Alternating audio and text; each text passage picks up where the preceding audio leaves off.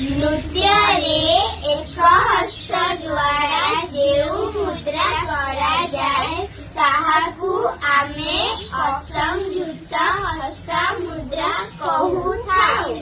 ଏହା 28 ପ୍ରକାର ପତାକ, ତ୍ରିପତାକ, ଅର୍ଦ୍ଧପତାକ, କୈକେୟୀ ମୁଖ, ମୟୂର, अर्धचंद्र, अराळ, सुखतुंड, मुष्टी, शिखर, कपित, कटकामुख,